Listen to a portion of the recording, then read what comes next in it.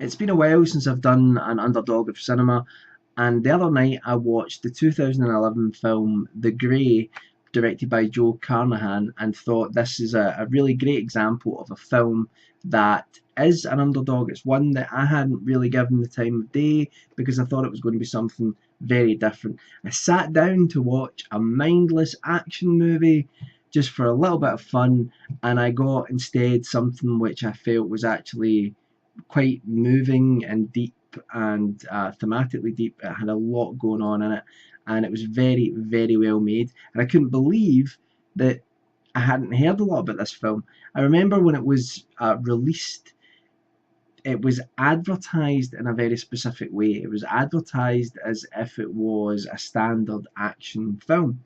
And I think they were trying to piggyback on the success of Taken because it stars Liam Neeson, and Liam Neeson has in recent years been reinvented as this sort of more mature action star, and I think they were trying to make a trailer and an advertising campaign that made people think, oh, we're going to go and see something that's a bit like Taken. It's Taken but in the wilderness, but it's not. It's a very, very, very different type of film. Don't get me wrong, it's got some great action in there as well, but it's got so much more. And I think as well, while it did have a level of success, it made decent money for how much it cost, and the reviews were actually very good. A lot of people haven't seen it, I think, for that precise reason. They think that it's a movie which is just a mindless action film, or you've got the people who actually went to see it thinking that it was going to be a mindless action movie, and that's what they were looking for. They wanted that, and when they got something very different, they ended up hating on it a little bit. So I think all the problems, or most of the problems associated with The Grey, actually come from the marketing campaign. So anyway, what's the film about? It was released in 2011. It stars Liam Neeson, Frank Grillo, and Dermot Mulroney. You can tell I'm reading stuff from down there. An almost unrecognisable Dermot Mulroney, I actually have to say. I've watched him in a number of sort of romantic comedies over the years, and halfway through the film I realised it was him. It took me that long. And Frank Grillo I actually watched the other night in Captain America 2: The Winter Soldier, which I will be doing a review about very soon. So the film is based on a short story called Ghost Walker by Ian Mackenzie Jeffers.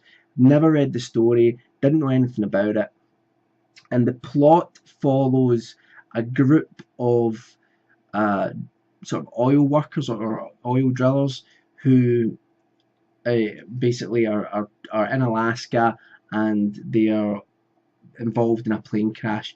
And while after a number of them survive the plane crash, they're confronted by the fact that they're being hunted down by a pack of wolves, and they have to try and survive the freezing cold weather, escape these ferocious wolves, and try to somehow either get back to civilization or some form of safety. They are led by the Liam Neeson character called Otway. Now, Otway is a man who, at the start of the film, we see he is considering suicide.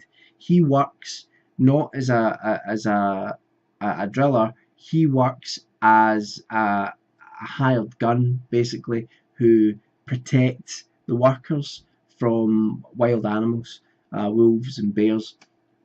And the film starts with him writing a letter to his wife, telling her that he's really devastated that the relationship hasn't worked out, and he blames himself, and he's going to commit suicide because of this.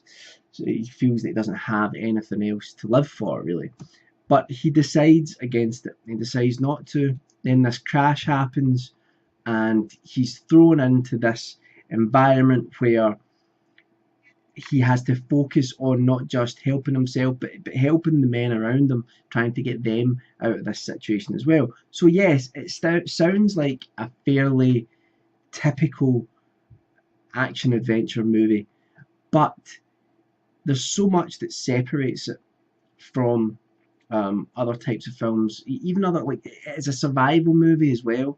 But what this film does is it explores a whole bunch of issues, including life and death.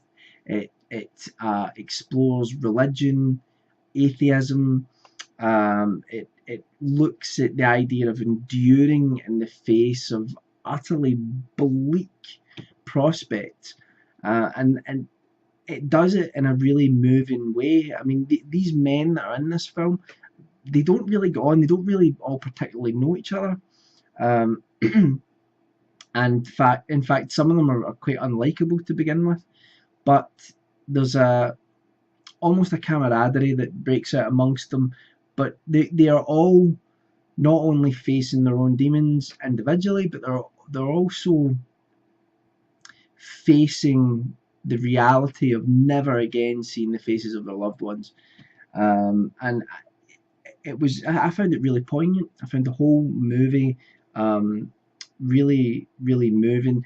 For horror fans out there, you might be surprised to know that I actually felt that there was a good amount of horror in this film. There were a lot of horror elements. There's a shot in particular where you just see the glowing pinpoints of all of these wolves' eyes in the dark, and it's quite frightening from that point of view. But also the wolf attacks. There's some like brutal blood and gore in this film. They used a lot of animatronics. They used a lot of physical effects for the gore and things like that, and that is something that I'm a complete supporter of. Liam Neeson in this film is just phenomenal. He's amazing in this movie. I watched an interview with him the other day after watching this film, and I think it's one of his favourite films that he's done. But he actually talked about how this was the film he made in the aftermath of his wife dying in a tragic accident, and there's a lot of elements in this film where he channeled that in specific scenes. And I think one of the main reasons that that I was really surprised by this movie was how well made it is as well.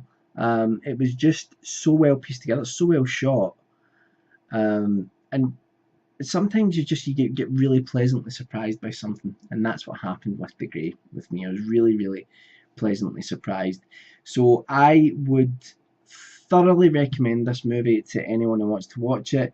There are questions about the end of the film. I'm not going to discuss spoilers here or anything like that. I might do another video about The Grey down the line when I've been able to digest it a little bit more, maybe when I watch it again.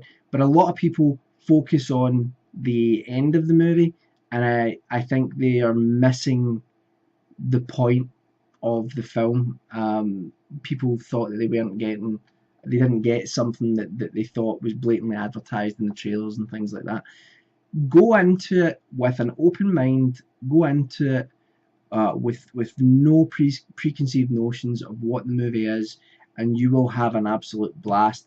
It reminded me very much of the film The Edge with Anthony Hopkins and Alec Baldwin, but I quite like that film. But this movie is it's much better, and it really does explore so many different things to do, life and death, enduring the brutality of nature, and also just mankind's interactions with nature as well.